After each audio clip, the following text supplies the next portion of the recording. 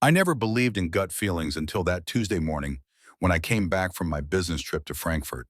The coffee maker was humming its familiar tune, the kids were arguing over cereal, and Marina was standing by the window in her blue robe, the one I bought her for our anniversary 3 years ago. Everything looked normal, too normal maybe, but her eyes, God, her eyes were different, like she was looking at a stranger. "How was the conference?" she asked, not turning around.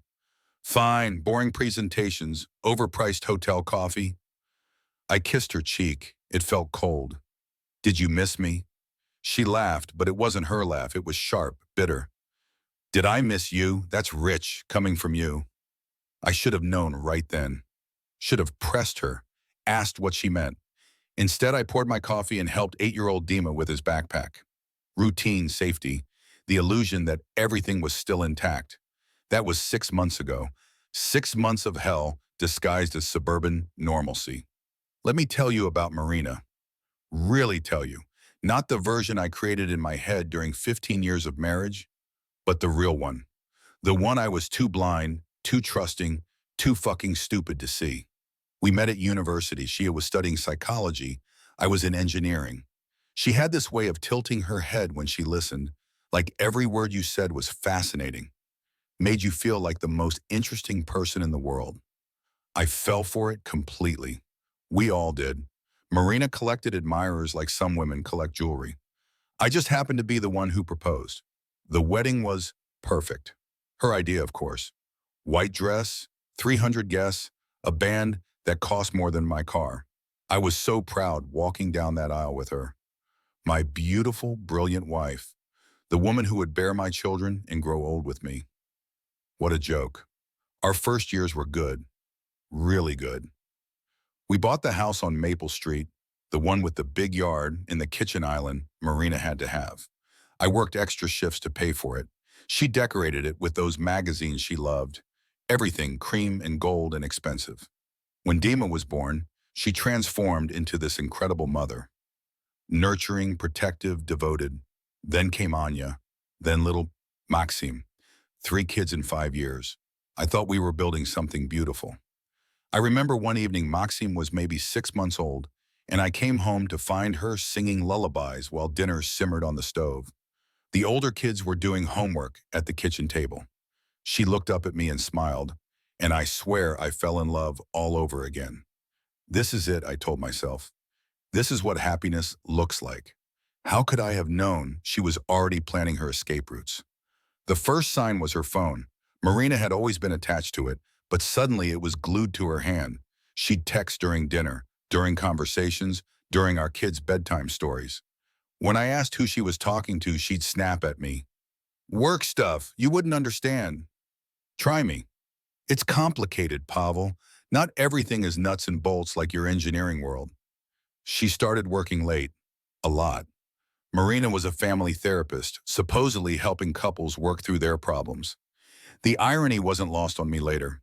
She'd come home after 9, sometimes 10 o'clock, smelling like perfume and wine.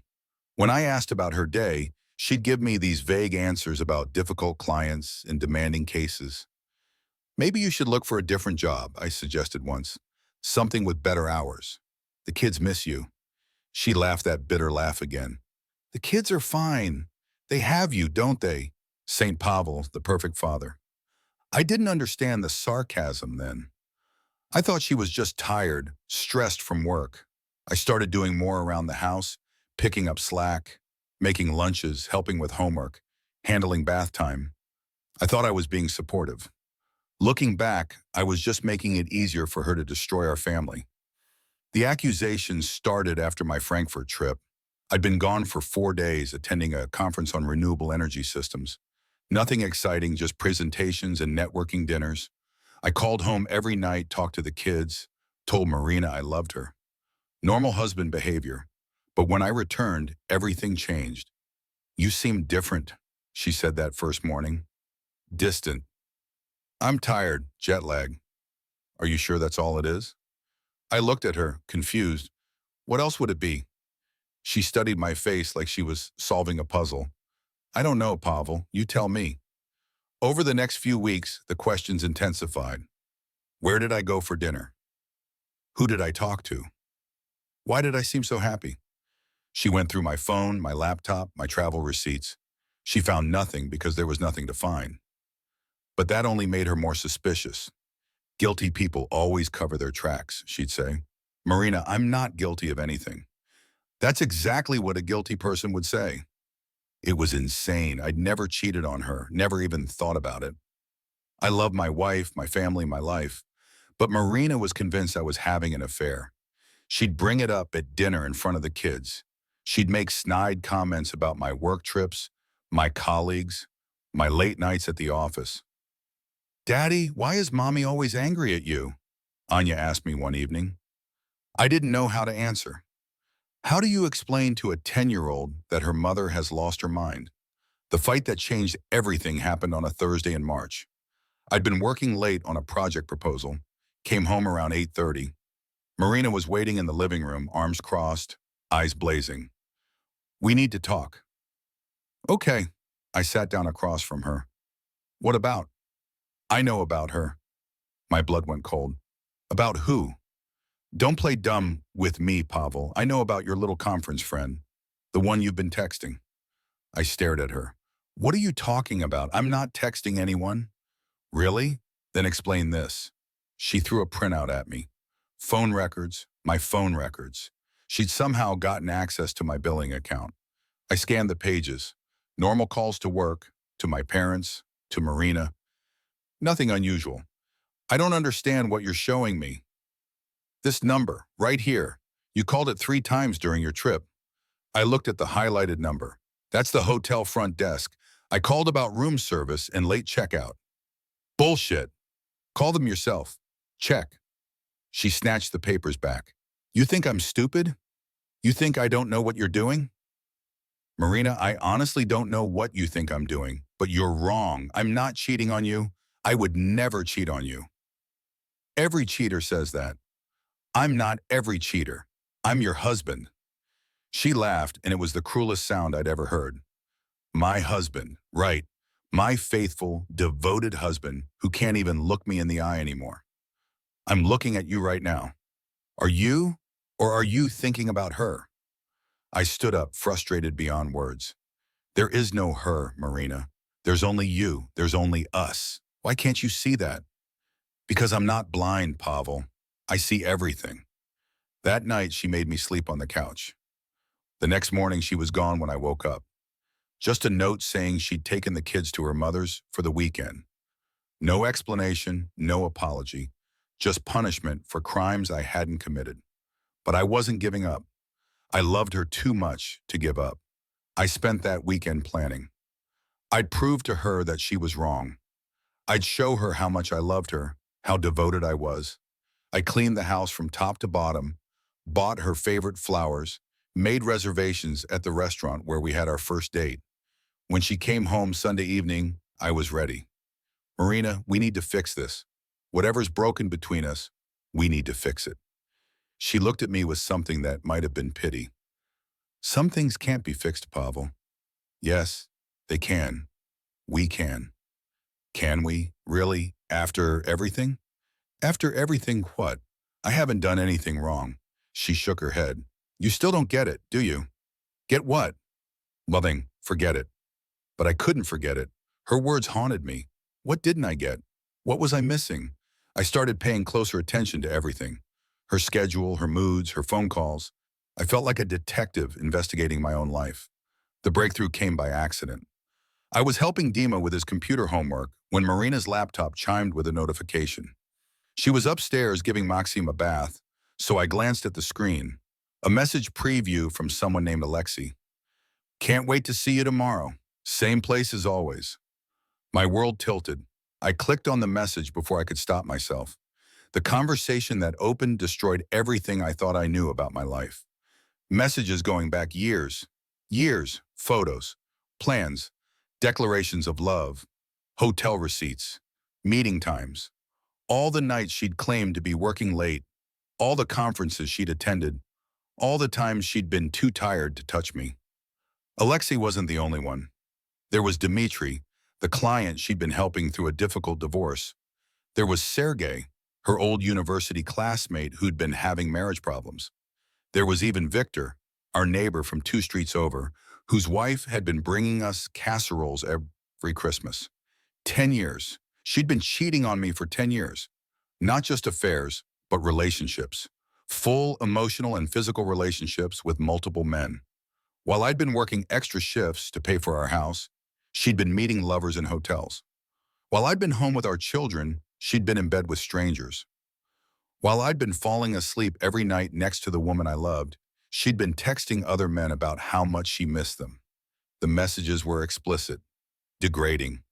She talked about me like I was a joke, a pathetic husband who was too stupid to notice what was happening under his nose. She called me her safety net, her backup plan. She told them I was boring, predictable, that I'd never suspect anything because I was too trusting, too naive. Pavel is like a golden retriever, she'd written to Alexei. Loyal, devoted, and completely clueless. He actually thinks I work late because I'm dedicated to my job. Sometimes I almost feel bad for him. Almost. I printed everything. Every message, every photo, every receipt. The evidence filled an entire folder. My hands were shaking so badly I could barely operate the printer. How had I missed this? How had I been so blind? I thought about confronting her immediately, screaming, throwing things, demanding explanations. But something held me back. Maybe it was the engineer in me, the part that needed to understand the full scope of the problem before proposing a solution. Or maybe it was something darker. Maybe it was the need to hurt her the way she'd hurt me. Instead, I started planning. First, I made copies of everything: bank statements, credit card bills, emails, text messages. I documented every affair, every lie, every dollar she'd spent on hotels and gifts for other men. I created a timeline that stretched back to when Anya was just a baby. My beautiful, innocent daughter had been barely walking when her mother started her first affair. Then I contacted a lawyer. Not just any lawyer, but the best divorce attorney in the city. A woman named Elena Volkov, who had a reputation for destroying cheating spouses in court. I told her everything, showed her everything. She actually smiled when she saw the evidence. "This is going to be easy," she said. "Your wife has been incredibly careless. We can take her for everything." "I don't want to take her for everything. I want my children." "You'll get them. Full custody, probably. No judge will award custody to a mother who's been having affairs for 10 years while her husband was home raising the kids." But I wasn't ready to file yet. I had something else to do first. I hired a private investigator, not to gather more evidence, but to identify every single one of her lovers. I wanted names, addresses, employment information, family details. If Marina thought she could destroy our family and walk away unscathed, she was wrong. The investigator was thorough. Within 2 weeks, I had complete profiles on 7 different men. Alexei worked at a marketing firm and was married with twin daughters. Dmitry was a restaurant owner with a pregnant wife. Sergei was divorced but had a serious girlfriend. Victor, our neighbor, had been married for 20 years and had 3 kids. They all thought they were special.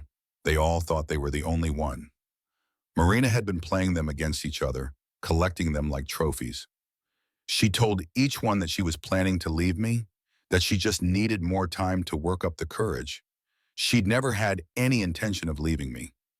I was her stability, her safety net, her cover story. I paid the mortgage, raised the children, maintained the perfect family image while she lived her double life.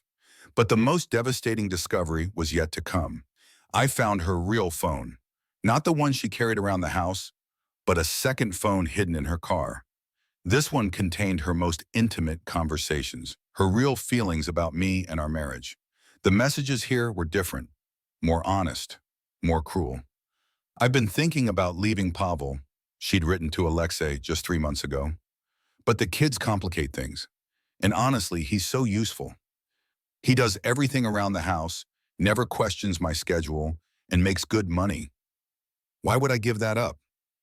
"Don't you feel guilty?" Alexei had asked. "Guilty? For what? For not being sexually attracted to my husband? For wanting excitement in my life? Pavel is a good man, but he's boring, he's predictable. He's everything I don't want in a lover. What about the kids? What about them? They're fine. Pavel's practically a single parent anyway. He does bedtime stories, helps with homework, drives them to activities. I'm not even sure they'd notice if I left. Reading those words felt like being stabbed in the chest. She didn't love me. She'd never loved me. I was just convenient, a reliable source of income and childcare while she pursued her real life with other men. But the final blow came in a message dated just 2 weeks ago. Pavel came back from his business trip acting weird, she'd written to Dmitri. I think he might be having an affair. The irony is hilarious. Innocent little Pavel cheating on his wife. I've been accusing him of it just to see how he reacts. He gets so defensive, so hurt. It's actually kind of fun. Fun. My pain was fun for her. That night, I sat in my study until dawn, staring at 15 years of marriage certificates, family photos, and children's artwork. Everything I thought was real had been a lie. Every kiss, every I love you, every moment of intimacy had been an act. I'd been married to a stranger who saw me as a joke, but I wasn't laughing. The confrontation happened on a Saturday morning.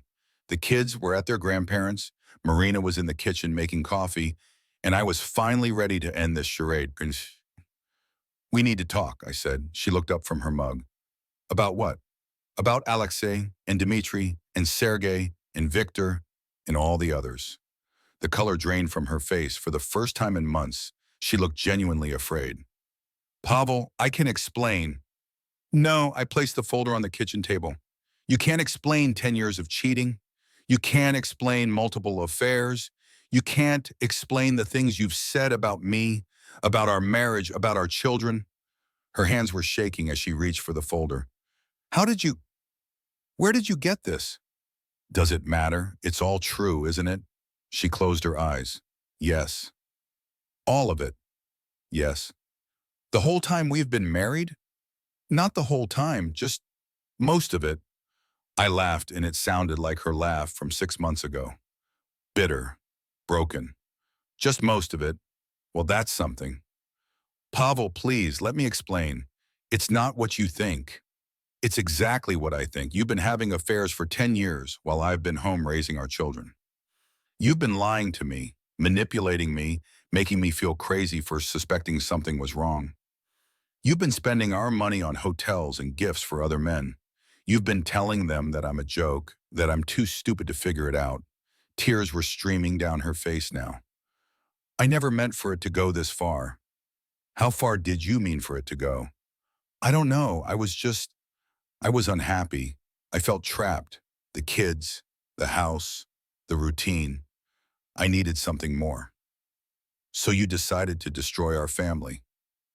I didn't want to destroy anything. I just wanted to feel alive again. And I made you feel dead? She didn't answer, which was answer enough. Here's what's going to happen, I continued. You're going to pack your things and leave this house. Today. I'm filing for divorce on Monday. I'm seeking full custody of the children. I have enough evidence to ensure you'll never see them unsupervised again. You can't do that. They're my children too. Are they?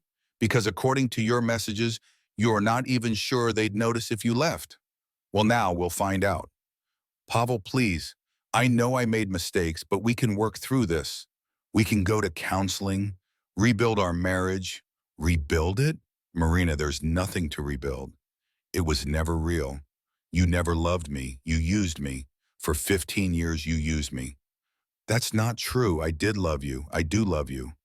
No, you don't. You love what I provide. The stability, the income, the childcare. You love having a cover story for your affairs. But you don't love me. She collapsed into a chair, sobbing. What do you want from me? What do you want me to say? I want you to leave. Now, before the kids come home. I don't want them to see you like this. You can't keep me from my children. Watch me. But I wasn't finished. I had one more card to play. Oh, and Marina, I thought you should know. I've taken the liberty of contacting some people. Alexei's wife received a very interesting package yesterday. So did Dmitri's pregnant wife, and Sergei's girlfriend, and Victor's wife. They all know about you now.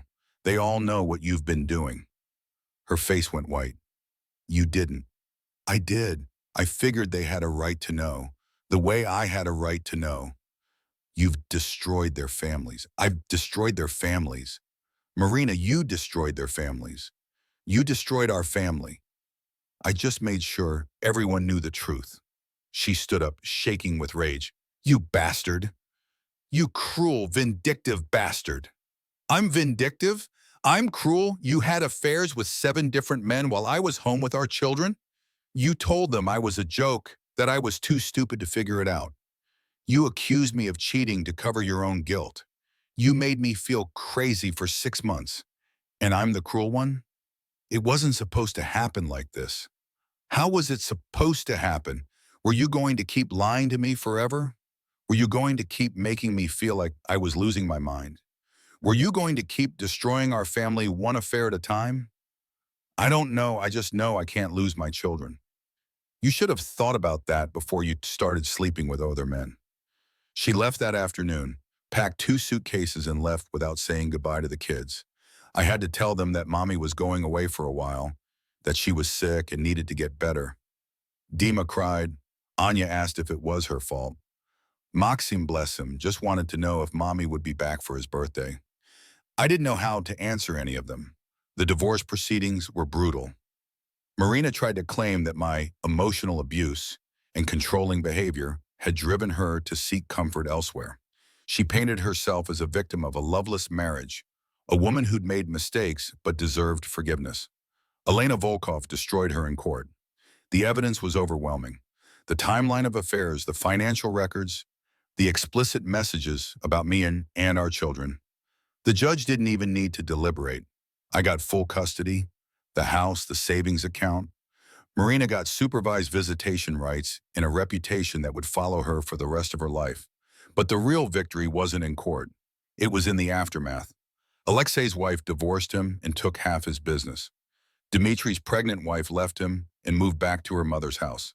Sergei's girlfriend kicked him out and posted all of Marina's messages on social media. Victor's wife filed a restraining order and told the whole neighborhood what had happened. Marina found herself completely alone.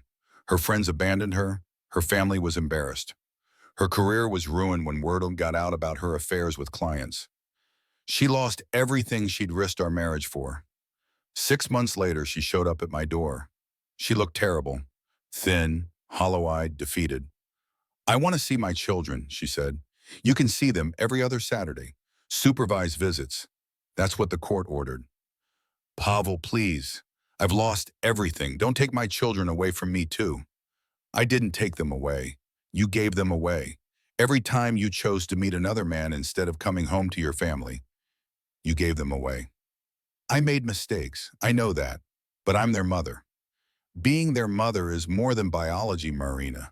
It's about being present, being honest, being someone they can trust and respect. You haven't been any of those things. She started crying again. I don't know how to fix this. You can't fix it. Some things can't be fixed. You taught me that, remember? I never meant for it to end like this. Then you should have thought about the consequences before you started lying to me. Do you hate me? I looked at her, this woman who'd shared my bed for 15 years, who'd given birth to my children, who'd destroyed everything I thought was real about my life. No, I said finally, I don't hate you. I don't feel anything for you at all. And that was the truth. The anger was gone. The hurt was gone. The love was gone. She was just a stranger who used to live in my house. She left that day and never came back. She sends cards to the kids on their birthdays, calls them on holidays. They're polite but distant. They know what she did, even if they don't fully understand it yet. Dima is in high school now. He's captain of the soccer team and wants to study engineering like his father. Anya is in middle school, brilliant and funny, and nothing like her mother. Maxim is 8 and still asks sometimes when mommy is coming home. I tell him she's not coming home. This is home, our home, the 3 of them and me. I never remarried. I've dated a few women over the years, but I'm not sure I trust my judgment anymore. How do you love someone again after discovering that 15 years of marriage was a lie? How do you believe in promises after learning that the person you trusted most in the world saw you as a joke? Maybe someday I'll figure it out. Maybe someday I'll meet someone who sees me as more than a convenient provider. Maybe someday I'll be able to love without wondering what secrets are hidden behind kind eyes and gentle words. But for now, I'm content with my children. They're honest in the way only children can be. They love me without conditions, without agendas, without backup plans. They're everything their mother wasn't. Sometimes late at night when they're all asleep, I sit in my study and think about the man I used to be, the trusting, devoted husband who would have done anything for his wife, the man who believed in forever and happy endings and the power of love to overcome any obstacle. That man is gone. Marina killed him as surely as if she'd put a gun to his head. But maybe that's not entirely a bad thing. Maybe he was too naive, too trusting, too willing to believe the best in people. Maybe he needed to die for me to become who I am now. I'm not bitter, not anymore. I'm just careful. I'm watchful. I know now that love isn't always enough, that trust can be weaponized, that the person sleeping next to you might be your worst enemy. It's a hard lesson, but it's an important one, and I'll make sure my children learn it too when they're old enough to understand. Because in the end, the only person you can truly trust is yourself. Everyone else is just visiting your life, and they can leave at any time. They can lie, cheat, steal, and betray. They can take your love and twist it into something ugly and painful, but they can't take your dignity unless you let them. They can't destroy your future unless you give them permission. They can't win unless you surrender. I never surrendered. I fought back. I made them pay for what they'd done. I made them face the consequences of their choices. And in the end, that's all any of us can do. We can't control what other people do to us, but we can control how we respond. We can choose to be victims or survivors. We can choose to let them win or to fight back. I chose to fight back, and I won. The house is quiet now. The children are asleep. Tomorrow, I'll make them breakfast, help them with homework, drive them to their activities. I'll be the father they deserve, the parent they can count on. I'll be everything their mother wasn't, and maybe, just maybe, that's enough.